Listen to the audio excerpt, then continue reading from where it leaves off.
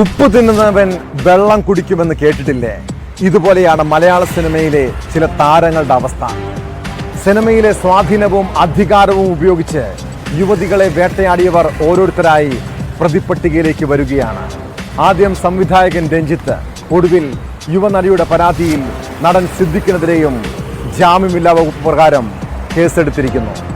ബലാത്സംഗ കുറ്റവും ഭീഷണിയും ഉൾപ്പെടെയുള്ള വകുപ്പുകൾ ചുമത്തിയാണ് സിദ്ദിഖിനെതിരെ പോലീസ് കേസെടുത്തത്. ബാബുരാജും VK പ്രകാശും ശ്രീകുമാർ മേനനും ഉൾപ്പെടെയുള്ളവർക്കെതിരെ കേസെടുക്കുന്നതിൽ ഉടൻ തീരുമാനമുണ്ടാകും.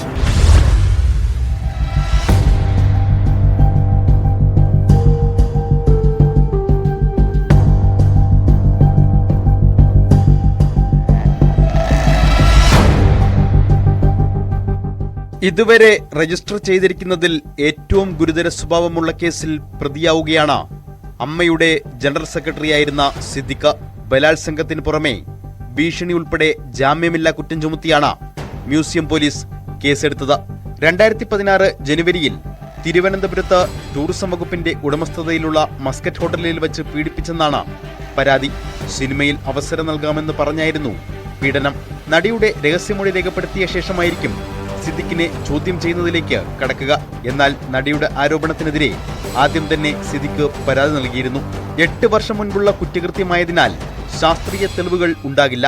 സാഹചര്യ തെളിവുകൾ കേന്ദ്രീകരിച്ച് മുന്നോട്ടു പോകാനാണ് പോലീസ് തീരുമാനം. അറസ്റ്റ് ചെയ്താൽ ജാമ്യം ലഭിക്കില്ല. അതിനാൽ അറസ്റ്റിന് മുൻപ് മുൻകൂർ ജാമ്യം നേടാനുള്ള നീക്കം സിദ്ദിഖ് ആരംഭിച്ചു കഴിഞ്ഞു. സിദ്ദിഖിനെതിരെ പരാതി നൽകിയ യുവതിയിൽ നിന്ന് മ്യൂസിയം പോലീസ് മൊഴി ശേഖരിച്ചു. നടൻ ബാബുരാജിനും സംവിധായകൻ ശ്രീകുമാർ മേനനുമെതിരെ പരാതി നൽകിയ ജൂനിയർ ആർട്ടിസ്റ്റിന്റെ മൊഴി അടുത്ത ദിവസം രേഖപ്പെടുത്തും. എല്ലാ കേസുകളും പ്രത്യേക അന്വേഷണ സംഘത്തിന്റെ പരിഗണനയിലുണ്ടെന്നും അന്വേഷിച്ച് നിയമപരമായ നടപടികൾ സ്വീകരിക്കുമെന്നും DIG അജിത ബീഗം അറിയിച്ചു. നമ്മൾ ഇന്ന് ഇവിടെ ഒരു മൊഴി രേഖപ്പെടുത്തിയിട്ടുണ്ട്, ഒരു വിക്ടിമിന്റെ മൊഴി രേഖപ്പെടുത്തിയിട്ടുണ്ട്. ഇതുപോലെ കേരളത്തിൽ പല സ്ഥലങ്ങളിലും നമുക്ക് കിട്ടിയിട്ടുള്ള കംപ്ലൈന്റിന്റെ അടിസ്ഥാനത്തിൽ മൊഴി രേഖപ്പെടുത്തി അതിന്റെ മൊഴിയുടെ അടിസ്ഥാനത്തിൽ നമ്മൾ തീർച്ചയായിട്ടും ഒരു ആക്ഷൻ ഉണ്ടാവും. ഇത് അടുത്ത ആക്ഷൻ ഈ മൊഴിയുടെ ബേസിസിലായിരിക്കും ഉണ്ടാവുക. സംവിധായകൻ VK പ്രശാന്തിനെതിരെ പരാതി നൽകിയ കഥാകൃത്തിന്റെ മൊഴിയെടുക്കാനും നടപടി തുടങ്ങി. ഈ 2 പരാതികളിലും ഉടൻ കേസെടുത്തേക്കും. സംവിധായകൻ രഞ്ജിത്തിനെതിരായ കേസിൽ ബംഗാളി നടിയുടെ മൊഴി ഉടൻ രേഖപ്പെടുത്താനും അന്വേഷണ സംഘം നീക്കങ്ങൾ തുടങ്ങിയിട്ടുണ്ട്. നടിയുടെ മൊഴി രേഖപ്പെടുത്തുന്നതിന് അന്വേഷണ സംഘം കൊൽക്കത്തയിലേക്ക് പോകുമെന്നാണ് വിവരം. ഓൺലൈനായി മൊഴി രേഖപ്പെടുത്താനുള്ള നിയമസാധ്യതയും SIT പരിശോധിക്കുന്നുണ്ട്.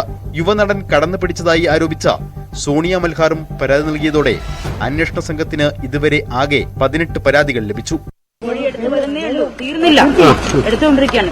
പ്രത്യേക ടീം മേലെ എടുക്കുന്നുണ്ട്. ഇന്ന് തന്നെ FIR രജിസ്റ്റർ ചെയ്യാൻ സാധ്യത ഉണ്ടാവും. മൊഴിയുടെ അടിസ്ഥാനത്തിലായിരിക്കും പരിശോധിച്ചിട്ട് ചെയ്യും.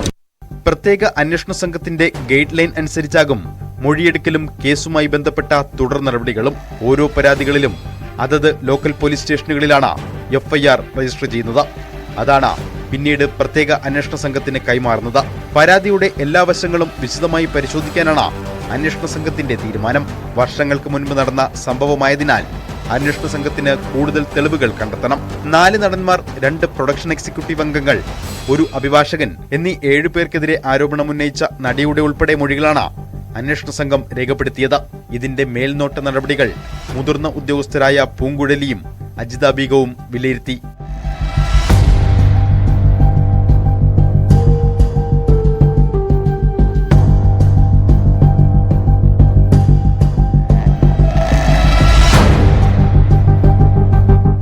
ന്യൂസ് 18 തിരുവനന്തപുരം.